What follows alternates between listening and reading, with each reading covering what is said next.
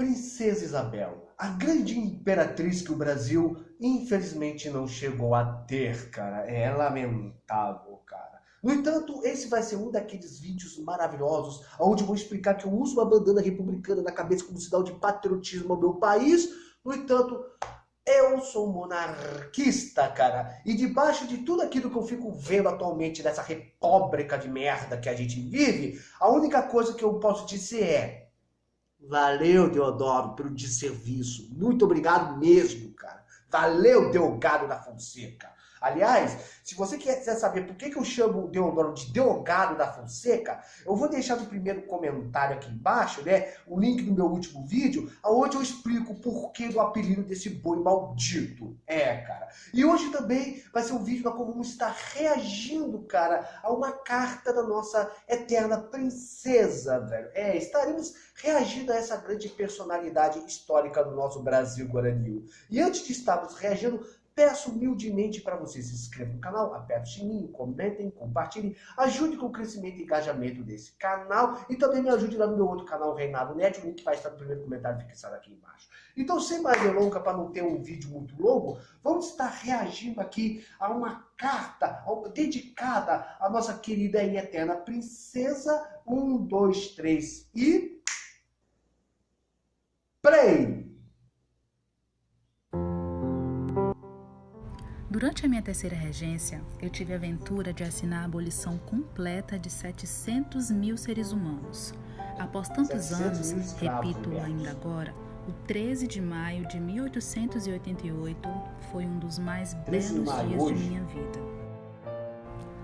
A 8 de junho de 1887, voltando da Europa, encontrei meu pai ainda bastante enfraquecido pelos excessos de febre que lhe haviam posto a vida em perigo. Aconselhavam os médicos uma viagem à Europa, certos de que isto seria de grande proveito. Eu não ousava me pronunciar com receio de errar. Meu pai partiu a 30 de junho. O barão de Cotegipe, presidente do conselho, apresentou-me então sua demissão, que eu não aceitei, julgando-o capaz de sustentar a situação política e militar que era bastante tensa. Eu conhecia dele as suas tendências religiosas muito firmes, razão para conservá-lo no poder. A questão da escravatura ganhava terreno. Eu pensava nisso cada vez mais, não havendo artigos ou publicações sobre o assunto que eu não lesse, convencendo-me cada vez mais que era necessário caminhar nesse sentido. Falei a respeito ao barão de Cotegipe, que me respondeu não poder fazer nada contra a lei Saraiva, que ele mesmo trabalhara, podendo, entretanto, fazê-la interpretar-se de uma forma que o prazo para a abolição completa estaria bem adiantado. Segundo ele, 3 ou 4 anos seriam suficientes. Encerraram-se as câmaras, e o barão de Cotegipe me prometeu que estudaria a questão nesse período. Mas eu sentia que a ideia não avançava com ele, nem quando ele falava em particular, nem quando fazia em conselho de ministros. E o ideal tomava sempre mais impulso graças ao conselheiro João Alfredo do Norte e o conselheiro Antônio Prado no Sul. Agitava-se o país. Escravos fugiam em massa das fazendas e eu via o perigo para o país. Havia verdadeiramente o perigo para o país e o governo não tomava a iniciativa. A escravidão em si, atentado à liberdade humana, me repugnava. A Igreja, pela voz de Leão XIII, a condenava. Quanto aos proprietários de escravos, não tinham já fruído bastante o trabalho dos pobres negros? Que se deveria fazer? Indenização? Pensei muito, refleti muito, e o meu coração me impelindo, fiz o que julguei e o que acreditei dever fazer. Estranhando mesmo depois, tão simples me pareciam as coisas com todos os elogios que passei a receber, a coragem que havia demonstrado, dificuldades e as grandezas de fato. Em Petrópolis realizou-se uma batalha de flores a favor da emancipação nessa cidade. Estávamos em 1888. Desordens e motins tiveram lugar no Rio no mês de março, entre a polícia e o exército. Verificou-se então a crise do gabinete Cotegipe. O conselheiro João Alfredo tornou-se presidente do Conselho de Ministros. Entre as primeiras frases trocadas entre nós, falei-lhe da abolição da escravatura. transcorreram dias e semanas sem que eu ousasse perguntar ao ministério o que faria em relação à abolição, já lhe tendo manifestado com bastante clareza o meu modo de pensar. Em 6 de maio, a lei de abolição completa e imediata era apresentada às câmaras, votada na Câmara dos Deputados a 10, no Senado a 13 e sancionada no mesmo dia por mim. Festas e demonstrações de toda sorte tiveram lugar. Meu pai se encontrava em Milão, quase agonizando. Minha mãe lembrou-se de dar-lhe a boa nova que lhe havia sido telegrafada. Ao ouvir a notícia, proferiu meu pai exatamente estas palavras: ó grande povo, diga a minha filha, ele se recuperou. A 22 de agosto, meus pais desembarcaram no Rio em meio de ovações de toda sorte que com as da abolição foram as mais entusiásticas que eu já vi. A saúde de meu pai já não era mais o que fora antes, mas ele nos foi restituído por algum tempo ainda, a fim de receber, depois da coroa gloriosa de um trono deste mundo, a coroa mais árdua de carregar, mas não a menos preciosa, aquela do sofrimento, suportada com muita coragem e generosidade. Isabel Condesa de... Esse vídeo é lá do canal História do Brasil. Olha, História do Brasil _canal. Eu acabei decidindo trazer esse react, cara, porque eu queria falar alguma coisa acerca da Princesa Isabel, velho. Porque hoje é a abolição da escravidão, né? E uma coisa que eu fico reparando todo ano é o seguinte, velho. Na época em que a Princesa Isabel assinou a Lei Áurea, né, que aboliu de vez a escravidão do Brasil, foi uma semana de festa em todo o território nacional, né?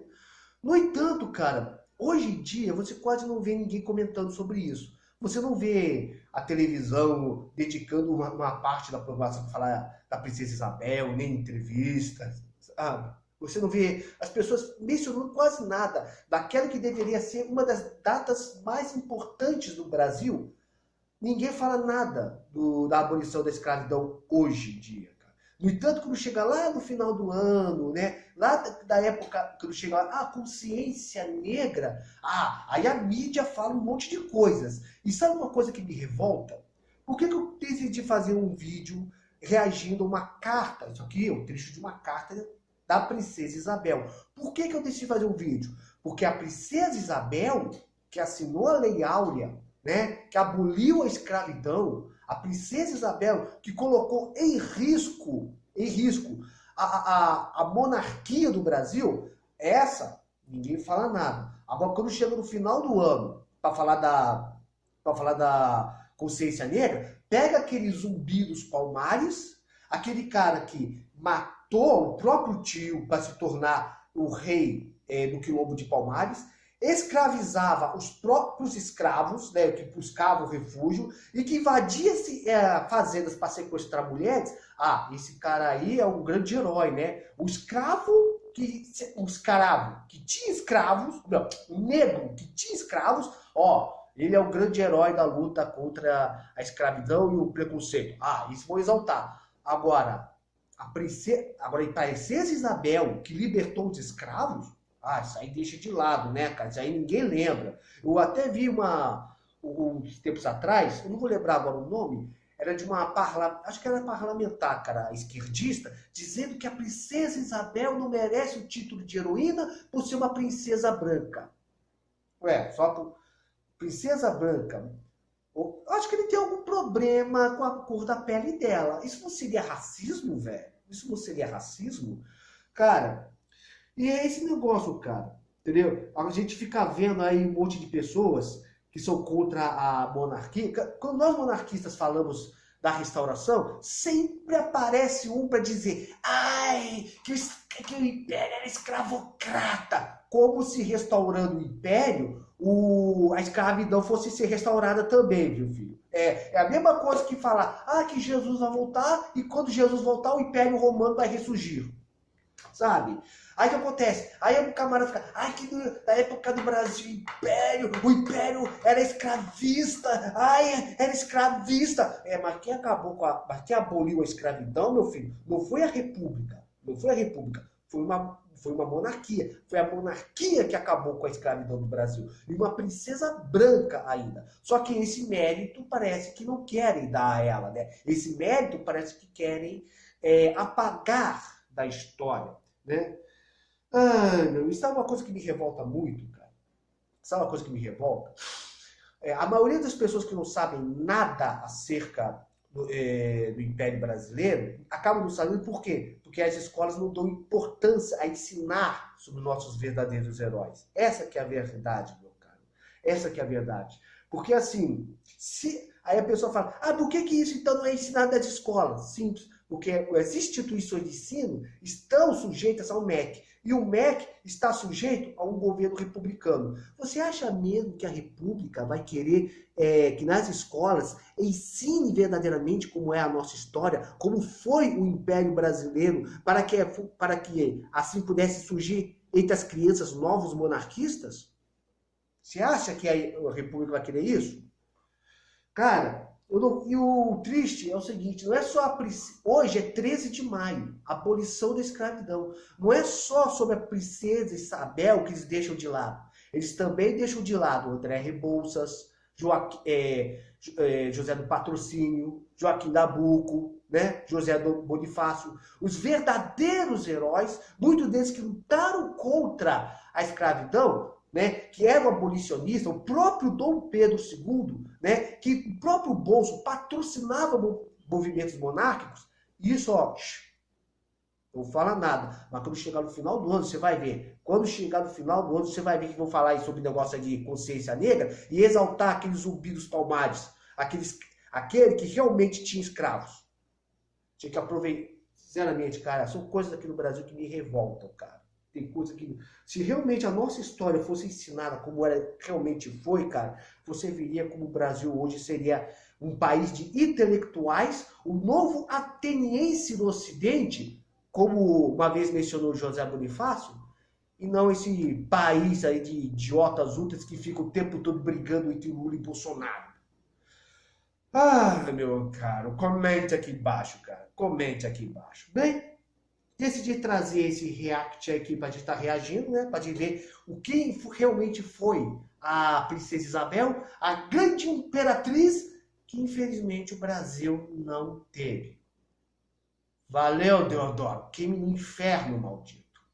Muito obrigado por ter me acompanhado até aqui. Fique na paz. Que Deus esteja te abençoando nesse dia de hoje. Até. Tchau. E Ave Império.